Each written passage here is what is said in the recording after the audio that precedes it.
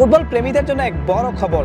2026 football বিশ্বকাপ শুধু দল সংখ্যা বাড়ার কারণে নয়, বরং খেলার ধরনে আনতে যাচ্ছে বিশাল পরিবর্তন। ফিফার 140তম বার্ষিক সভায় ইন্টারন্যাশনাল ফুটবল অ্যাসোসিয়েশন বোর্ড বেশ কিছু পরিবর্তিত নিয়মে অনুমোদন দিয়েছে।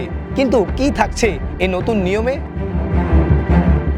খেলার গতি ধরে রাখতে ফিফা এবার সবচেয়ে বড় পরিবর্তন এনেছে খেলোয়াড় বদল প্রক্রিয়ায়। এখন থেকে কোনো খেলোয়াড়কে মাঠ থেকে তুলে নেওয়া হলে তাকে মাত্র 10 সেকেন্ডের মধ্যে টাচ লাইন অতিক্রম করতে হবে। যদি কোনো খেলোয়াড় এই সময়ের মধ্যে মাঠ ছাড়তে ব্যর্থ হন, তবে তার পরিবর্তে নামতে যাওয়া বদলি খেলোয়াড়কে মাঠে প্রবেশের আগে সাইডলাইনে বাধ্যতামূলকভাবে 1 মিনিট অপেক্ষা করতে হবে। অর্থাৎ ওই 1 মিনিট দলটিকে একজন খেলোয়াড় কম নিয়ে খেলতে হবে।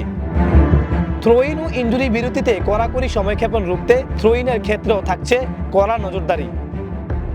বল মাঠের বাইরে গেলে থ্রোইন নেওয়ার জন্য খেলোয়াড়রা সময় পাবেন মাত্র 5 সেকেন্ড। এই সময়ের মধ্যে বল মাঠে না পাঠালে বলের দখল সরাসরি প্রতিপক্ষ দলের কাছে চলে যাবে। কোনো খেলোয়াড় যদি চিকিৎসার জন্য মাঠের বাইরে যান, তবে সুস্থ হওয়ার পর তাকে মাঠে ফেরার আগে অন্তত 1 মিনিট বাইরে অপেক্ষা করতে হবে। এর ফলে ইনজুরি নাটক করে সময় নষ্ট করার প্রবণতা কমবে বলে ধারণা করা হচ্ছে।